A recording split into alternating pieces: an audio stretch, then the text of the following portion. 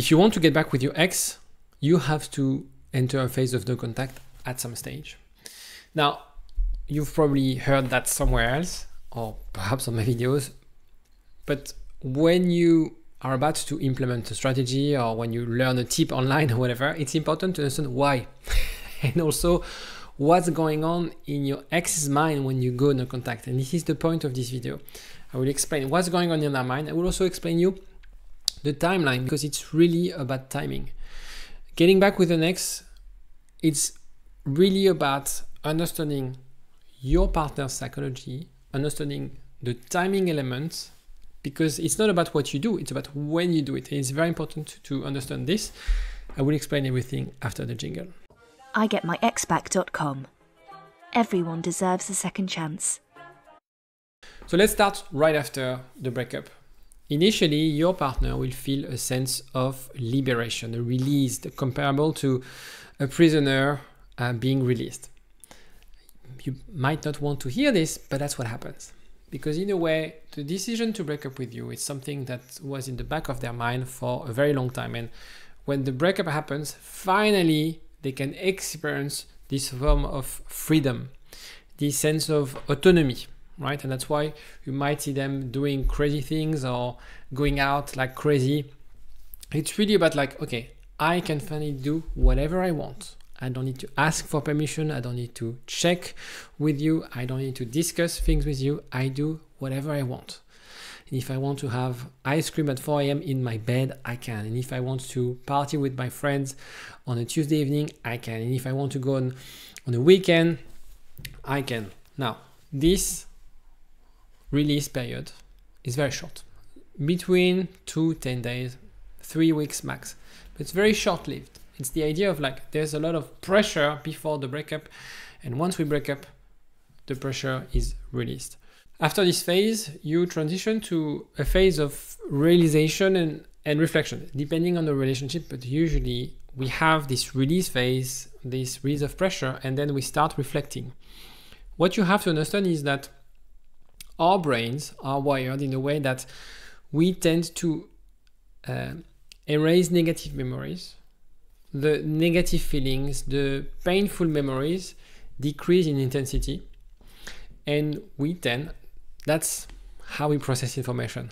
Regardless whether you're 20 years old, male, female, whoever, that's how we process information.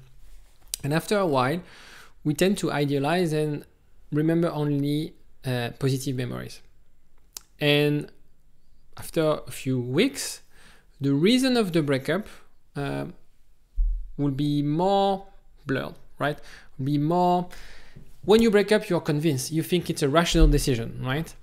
After a while, as you start missing out on the relationship, you recalibrate things, right? And you start missing out the happy moments. You start missing out the day-to-day things. You start missing out sharing times together.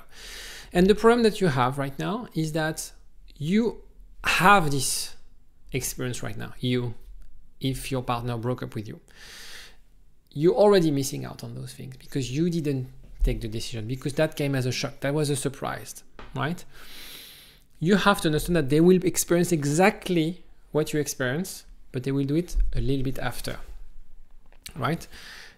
Also, you have to understand that this new life that they're experiencing, or what they perceive a new life, they'll start meeting new people, discussing with new people. I'm not saying they're going to start necessarily starting a new relationship or rebonding with someone, but they start realizing the qualities that you had. Very often, when you're in a relationship, it's called hedonic adaptation, we tend to forget what we have. And for some people who tend to have an avoidant attachment style, they would focus on the flaws of the relationship. They would focus on the flaws of the person, on the little things that are annoying. And they will miss out on all the qualities that you have. And when you start confronting yourself with people, with your reality, you start thinking like, okay, he or she was actually very generous. He or she was very funny. He or she was bubbly. Or he or she was a very good listener. Or he or she I could connect with. It's going to be very hard for your partner, for your ex, to replace yourself, right?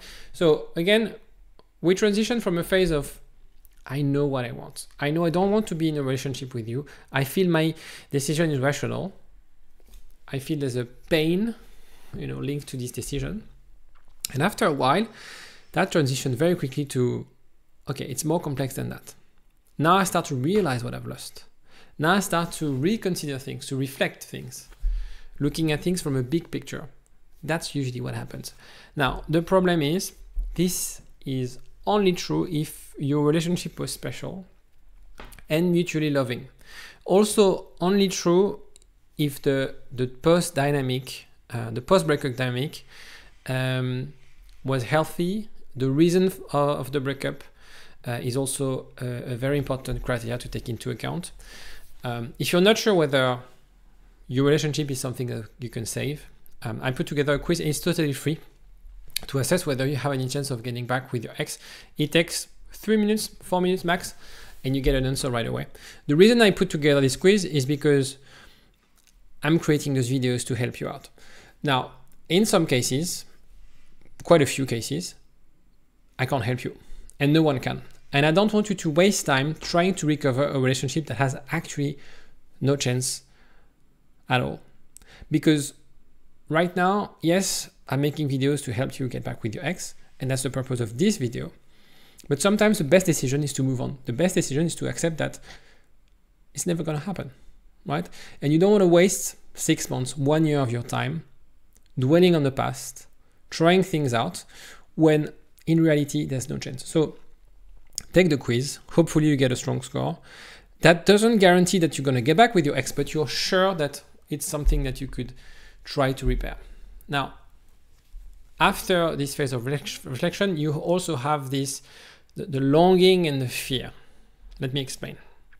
There are usually waves of longing, missing out on things, looking at pictures on social media.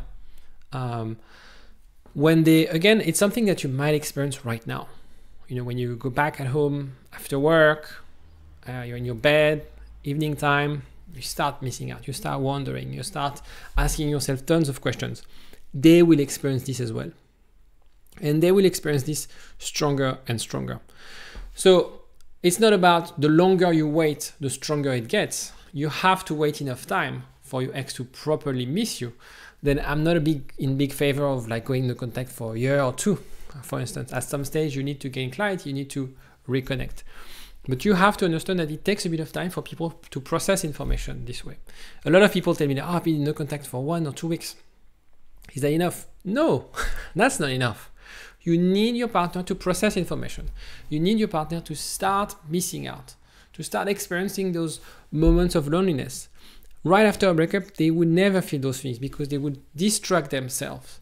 They will be in this surge of dopamine and excitement, right? Creating those new habits or new hobbies and being super excited, super social, etc., etc., etc. But that's short-lived. So you need for them to have been through this phase, which is, as I said at the beginning, 2-3 weeks max. And then this is where the reflection starts. And it takes a bit of time. So it's important for you to understand this dynamic and understand this idea. Now, the fact that they are missing out, the fact that they are longing the relationship doesn't mean that they necessarily would reach out or that they're 100% sure they want to get back together. For the simple reason that people are scared of rejection. Maybe they took the decision to end the relationship, but they would be actually scared of making a move. And in a lot of cases, people don't make the move because they are scared of being rejected. They know that they made you suffer. They know that they hurt you. And therefore, because they are not 100% sure, they might not reach out, or they'll be very cautious about reaching out, right? And that's usually the biggest blocker for people to get back together, because both of you are scared of reaching out. Both of you are scared of rejection. Both of you are in fear that, it's going to happen again. We're going to suffer again. Therefore, we don't do anything, right? So it's very important to understand this. This is why we always enter the testing the waters phase. What you'll see is your ex starting to send messages, ambiguous messages, or being so active on social media, liking a post, watching your stories, etc. Does it mean that you're going to get back together if your partner likes a post? No. It means that it's a good sign. It means that they are testing the water. They are sort of escaping this, oh, I need to move on. He or she's dead to me, right? This contact, they will be very cautious. Again, dipping the toe in the water and trying to assess things. In those situations, if you've waited enough time, it makes sense to reply. What will determine your success is how you respond to those messages, how you can influence and create a safe space. If they know they're not going to get rejected, if they know you're casually talking to them, you're not going to talk about the relationship, you're not going to confront them, then you can start working at repairing, start a new relationship, start something fresh with them. So it's important for you to understand those stages, because I know going no contact is very difficult. We always have this urge of reaching out. We always feel like it takes so much time. Any day that goes by, it's even harder and harder.